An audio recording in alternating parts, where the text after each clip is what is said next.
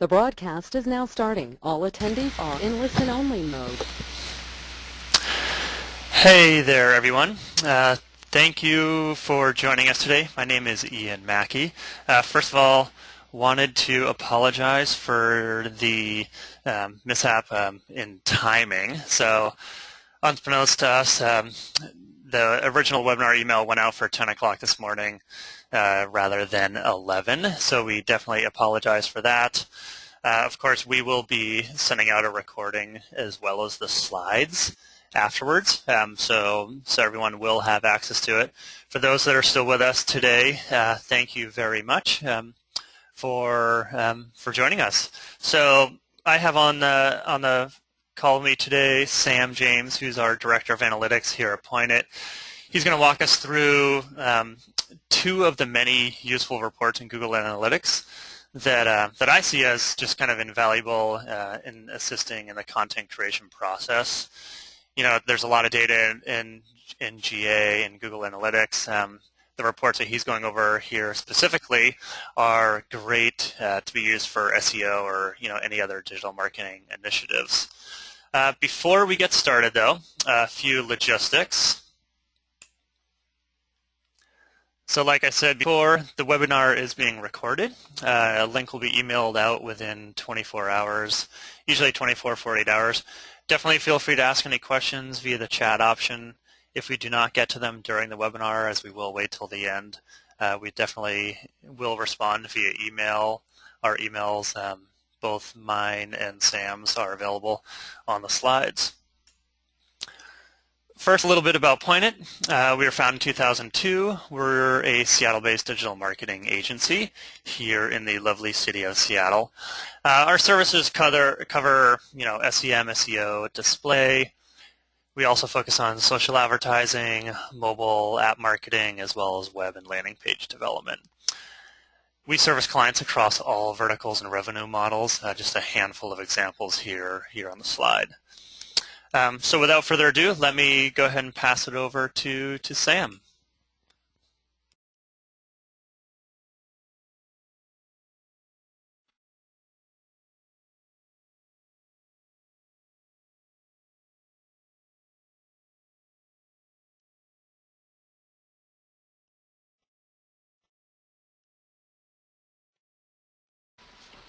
Hello.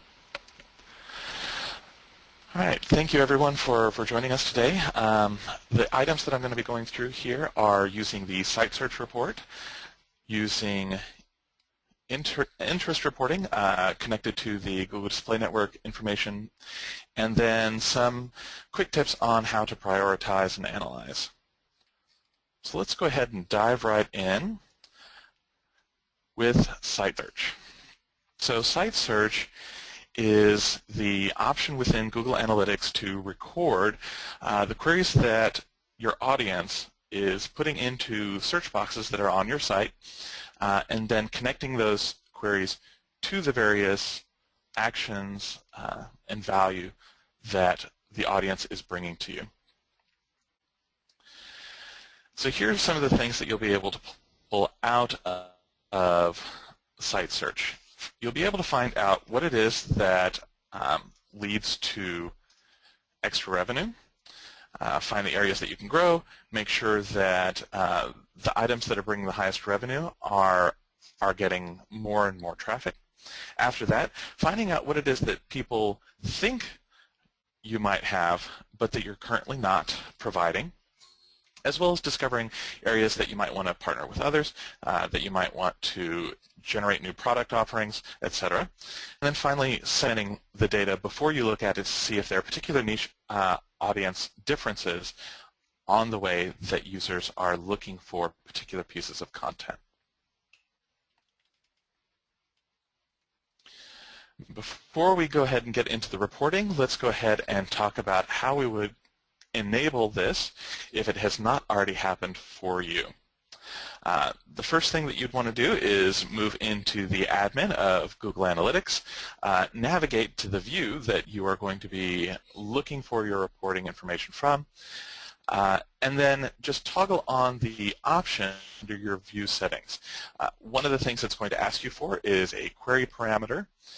This is the parameter that should show up in the URL after you've done a search, just preceding the query itself. For the majority of WordPress sites, this usually just be a Q, as it would be for many other CMSs. But go ahead and do a search just to make sure, enter the parameter, and then save. And so Sam, I know analytics has changed, updated quite a bit recently. If you leave that query parameter blank, what will it still work? That's a great question. No, actually it is not going to be pulling in information, so do make sure that you have the query parameter that matches for the way that your backend is set up.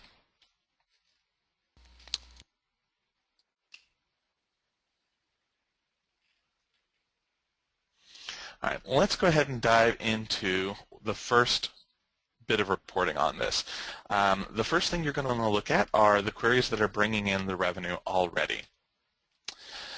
So in order to get to this, you're going to navigate into your reporting, down to the behavior section of the reports, to site search, and then your search terms.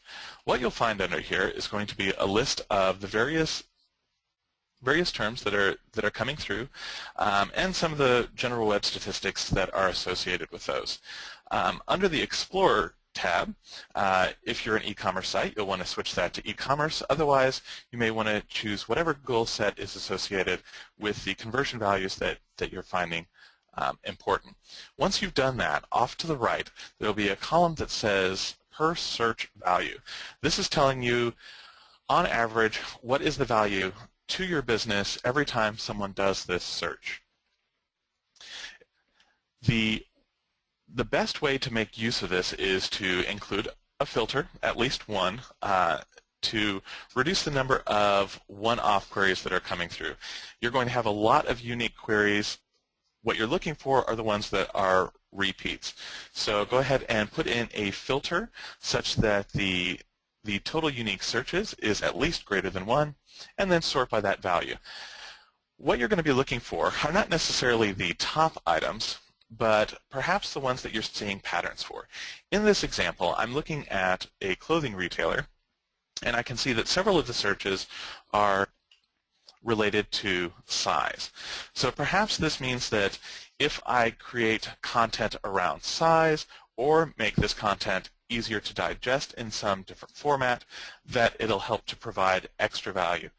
Or at the very least, reduce the number of chances for people to become frustrated because they are not finding this value. Yeah, no, it's interesting. I was, as a result of walking through a lot of these reports with Sam, myself, for a client, we were looking at different search values for a client, and it was amazing the variance in some of these per search values. This is an e-commerce client of ours, as high as $14 to as low as $1. So obviously quite a big difference, and lots of opportunity for expansion, in this case within our AdWords account.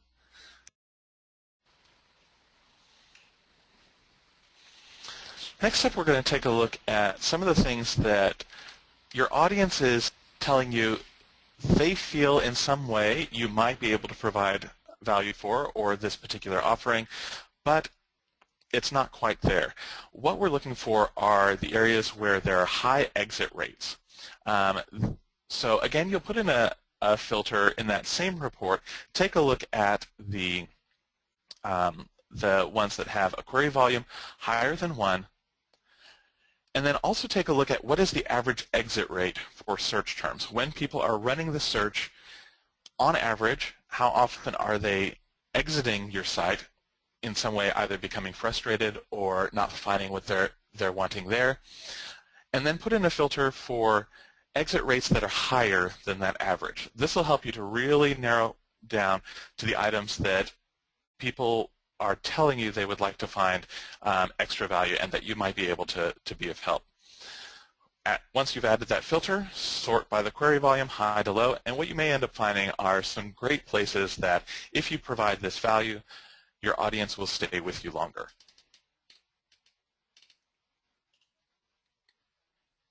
And finally, for site search, we're going to dive into segmenting for various audience niches. Within any of the reporting in Google Analytics, segments are available. In this particular case, I'm going to focus on some particular associations through the interests that a particular person might have. So let's say I am a hotel chain, and I know that we're about to go through a major remodel, and I want to get rid of a lot of the old furniture. Maybe I want to start taking a look at how do we support a sale around that furniture. Who do we look for? What are they looking for? Let's go ahead and add in maybe an affinity category for those who are home decor enthusiasts. Perhaps look for people who are already in the market for home furnishings. Or maybe even take a step broader and look at the category of those who are recently within the shopping classifieds. Any one of these particular segments will help narrow down this search for me so that I can see, for those who are already interested in this type of thing in general across their behavior on the internet, what is it that they're looking for on my particular site? Do any of those queries match to what we think we might be doing in the very near future? And then how can I start building my content such that I make it very obvious and very clear to that particular audience that we're going to be able to provide them with value? That's awesome. Quick question in terms of the different layer, the categories, and kind of filtering down by these different groups. These are layered on top of each other. Is that correct? That's right, Ian. They're exclusive of each other. So the more layers you add in, the smaller the audience that you're going to end up with. But also perhaps the more defined and efficient the results might be. So the more of these restrictions you put in, the smaller the field you'll be looking at. That's right. Okay. All right, so that covers the basic segments of that. A couple of tips that I'll throw in here are, when you're looking at the search terms, see if you can look for those patterns. Just like we did with the clothing retailer example, I didn't necessarily go with the top one. I went with the one that showed up many times. This way, in aggregate, we get to see a great number of areas of overlap. Perhaps I can build content that's a little broader and a little higher in reach, and therefore a little bit more effective and efficient of the time that we have. Next, look for ways that you can answer questions that your audience is asking.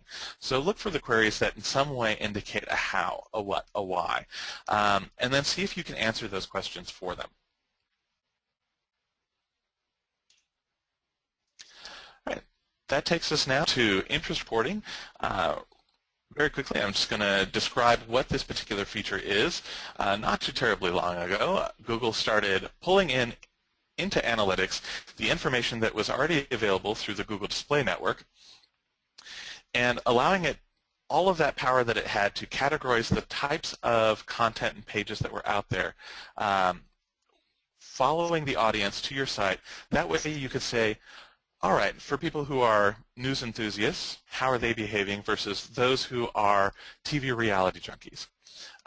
In any of those particular instances, that information is following through, coming into the interest reporting, and then letting you know how various folks are taking action. So with this, we're going to say, okay, what's on their mind when they're taking the action? What other things are they interested in that may not be in our vertical, but we may be able to provide value, humor, some other sort of add to their day that then also allows us to get our name out there, get our values, our sales, any of those particular items that we're looking for at the end of the day.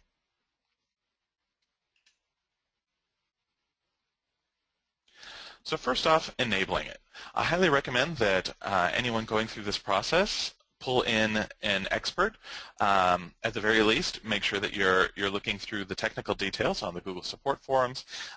This is going to involve a change to the Google Analytics code, whether you're using Universal Analytics or Classic Analytics. There will be slightly different changes on that. once you have your code changed and implemented across your site, you'll want to navigate to the admin, and this will happen at a property level. Go to your property settings and just toggle the switch. Once you've toggled that switch, the various demographic pieces of information should start flowing into Google Analytics within 48 hours. Yeah, that's great. And it is worth noting that you do, for those of you who might be new to analytics or installing it for the first time, and Sam, correct me if I'm wrong, if you're a new user, will Universal Analytics be the default option for installing analytics at this point? For many people, it will. If you're creating a new account, Universal Analytics will be the default option, yes. Okay, so you still need to enable the demographic and interest reporting capability even with Universal Analytics, because this was something that early on we have been communicating to clients, upgrade to Universal, and just automatically sort of enable this feature, but obviously that's not the case. Yes, it's a little disappointing. They had assumed that would be one of the items coming through with the new deploy, but it hasn't quite made it yet into the standard. All right, once you have this implemented, we can start getting some great insights through the various audience reporting. So in order to get to this, navigate to Audience, then Interests, and we're going to go ahead and start with in-market topics for evaluating this area. In-market is a very interesting algorithm for Google. This is where they are looking at new behavior that is transactional on the internet.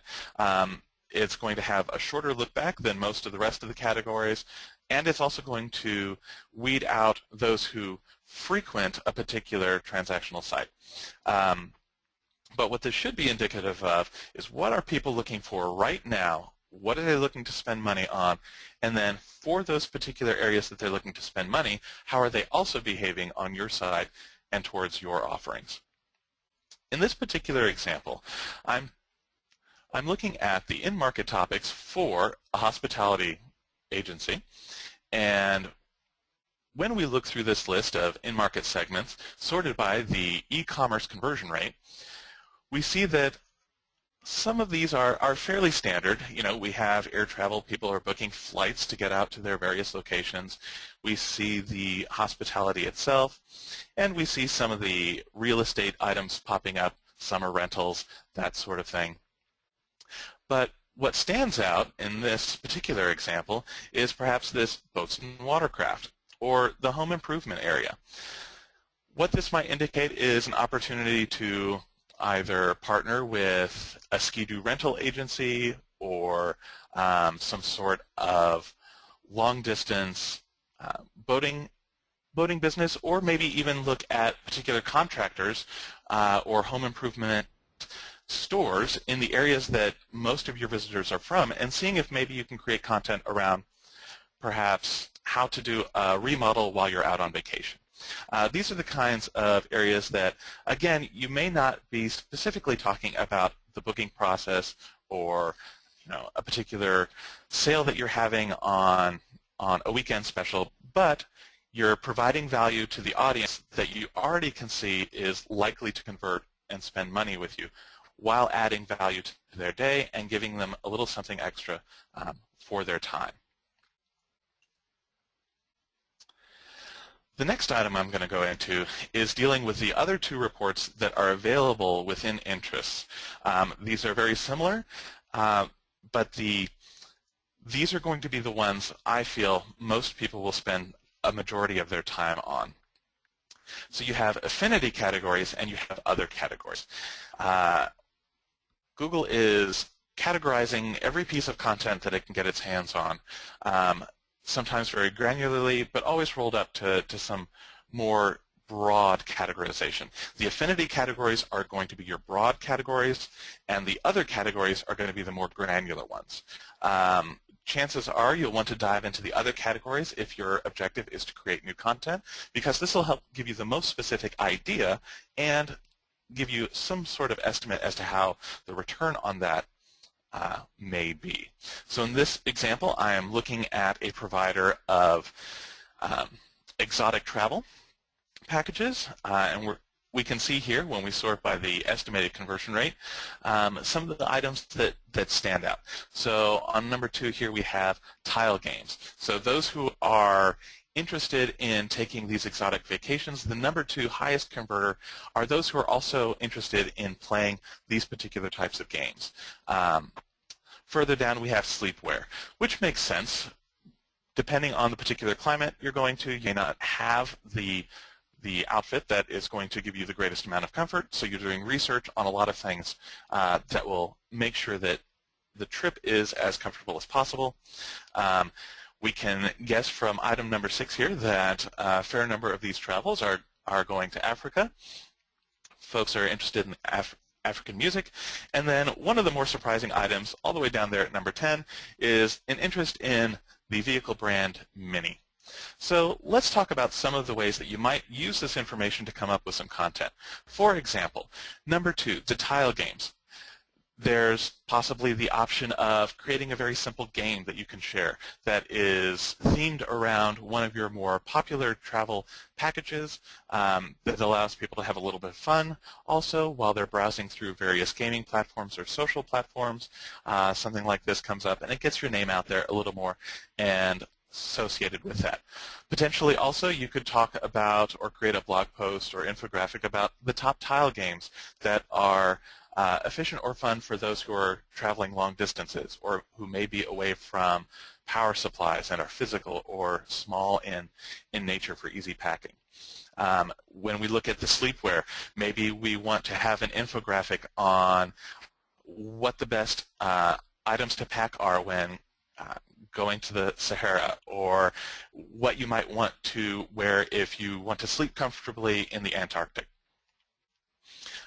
This can also be one of those areas where, if you know of popular clothing retailers that deal with these types of things, where you can create a special or some sort of partnership with them, where you mention their name and a link to their business, and on theirs maybe they let those who are looking for a particular sleep item know that you've got a special going on that fits that type of clothing. Yeah, it's comforting for me to know that this data is relatively accurate. I'm sure a lot of people out there, question like, how accurate is this data? But I know from, very personal experience, the last family vacation that we took, just prior to leaving, day 24, 48 hours beforehand, scouring the internet for kids' games, right? So it's very tangible data that is, especially as Sam said, in this other category section, that can be very valuable in terms of how do you look at the content that people are interested in, creating new content that people can link to from your site. So now we have some of these ideas. How do we know what we're going to spend time on? What do we do with this information that we have? Whenever you go through something like this, you're going to have your aha moments. There will be those involved in the process that go, that's a great idea. Let's do that one. That's definitely going to work for us. But what do you do if you don't have any of those aha moments, or someone has already run with one of the ideas that everyone agreed on, and you have a lot of other things that you would like to do? You're going to want to prioritize that list of all the ideas that you've come up with, and this is where Google Analytics can really be of help. Within all of those reports that we had, there were plenty of places where you could see what was the end value for a particular niche or for particular searches. With each of those, we can make some fair assumptions about, well, if we can increase the number of searches or the number of visitors that are from a particular subset, that we can help to drive incremental value to our business. So here I've got an example from the things that we've already gone over today, where I have, for example, in the first line, taken a look at the site search on size. So let's say I think a great idea is going to be coming up with a chart in an article that deals with picking out sizing for tactical sweaters.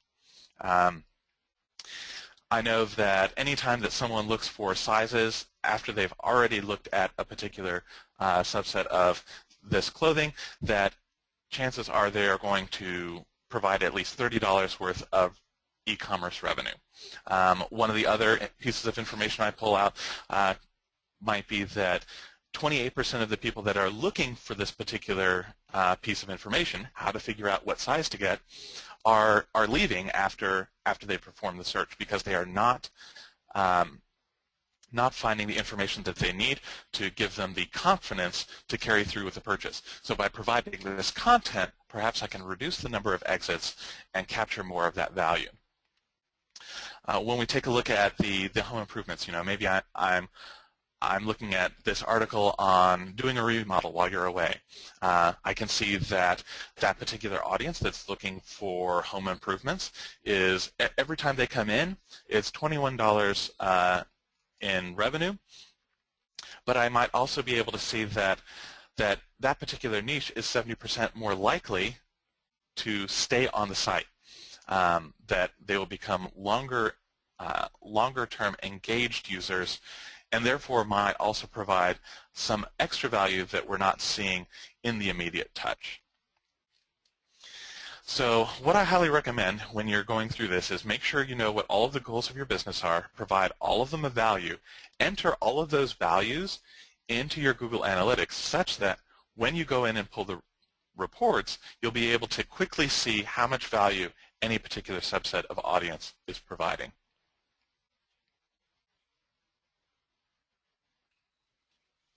All right, so we have all of this information. Now what do we do with it? It's a lot to go through. I'm going to hand this over to Ian, who will be able to talk about social, and then I'll cover some of the rest. Yeah, I think there's a lot of really valuable information here that can be used across your social networks, not only for organic content, but also for those of you who may be running paid social campaigns. Sam's already covered a lot of these in terms of infographics that you can share across your social channels, writing new articles, whether it's on Facebook, Twitter, or a blog that's on your current site.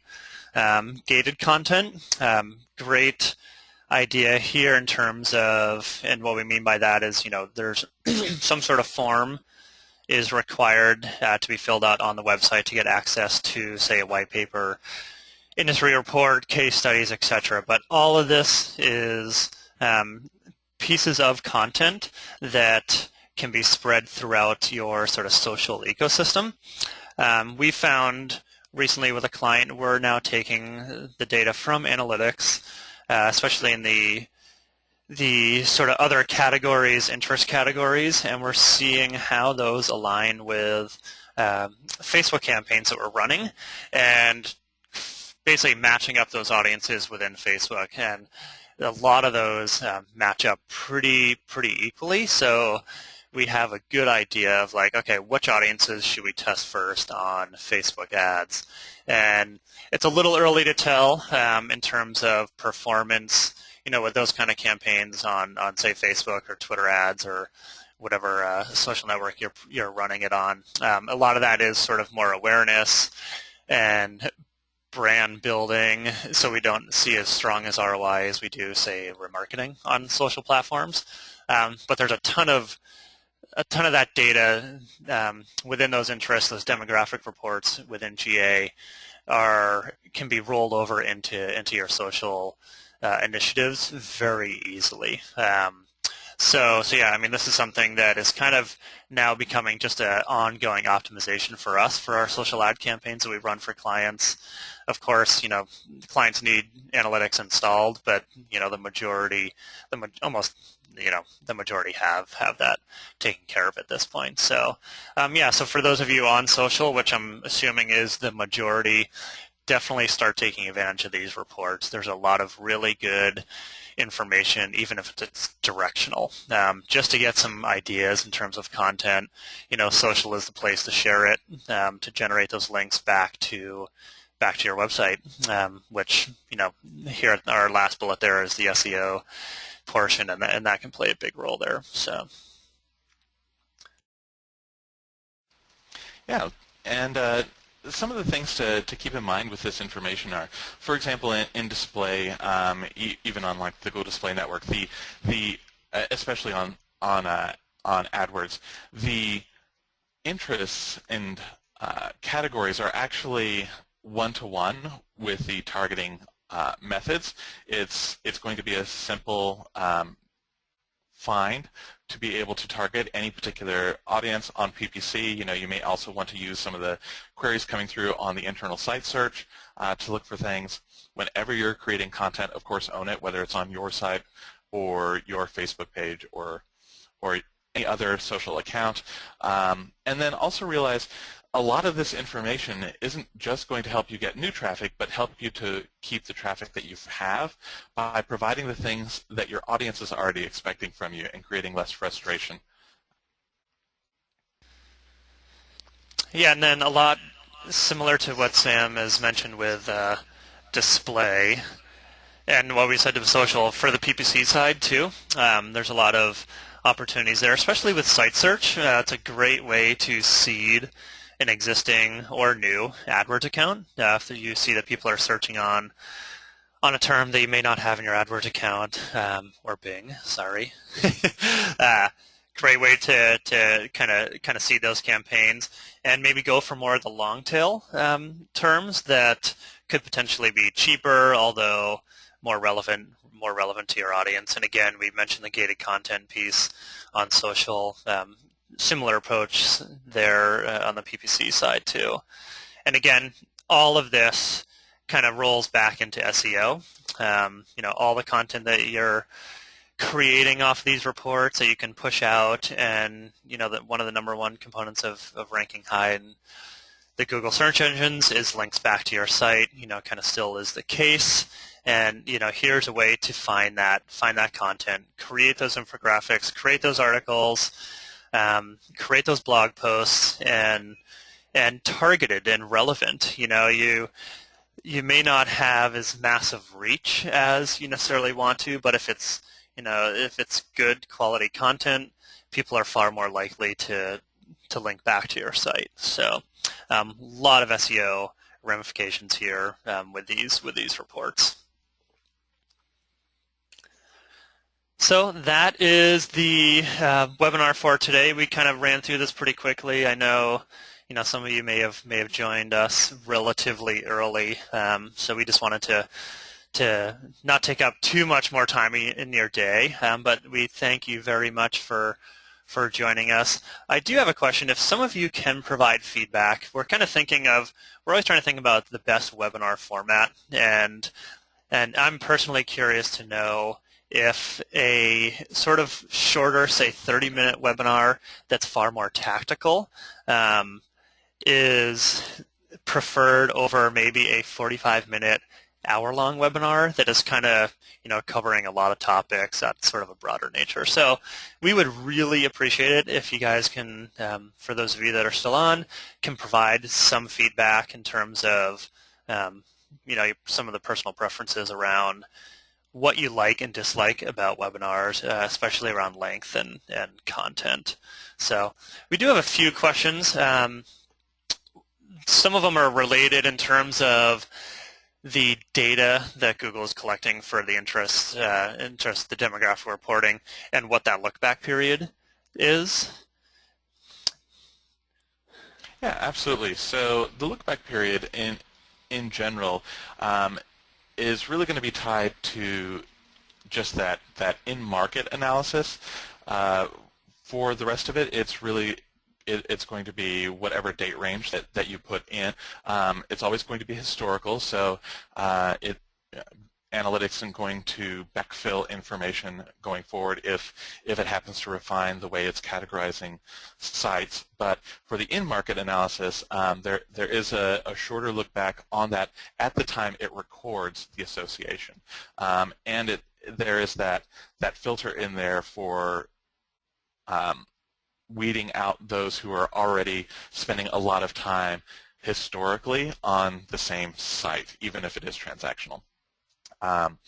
For the rest, when it comes to defining those affinity categories or the other categories, it's going to be very much associated with its older algorithm of figuring out what kind of a bucket does a particular page's content fall under.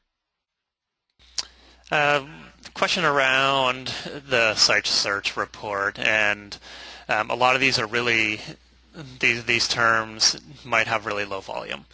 What do you recommend in terms of the date range to run the report to collect, a somewhat significant amount of data? That's a great question.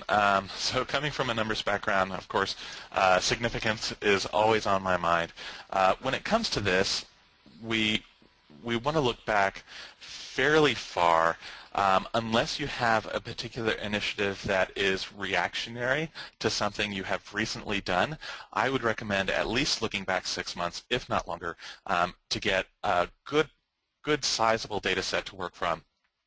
Also, it's important to know for SiteSearcher to keep in mind is that you are getting a fraction of the total audience coming to your site, and then that fraction is providing searches. So really it may be only 5 searches that come through on a particular query, but in the broad scheme of things, or as a portion of what is being of the actions that are being taken on your site, it'd still be rather significant. Of course, anytime that you're going through these reports, you're not just going to want to pick something that has the highest return or the highest amount of potential clicks. You're also going to want to stick with the information that makes sense to your business, that can tie in some way.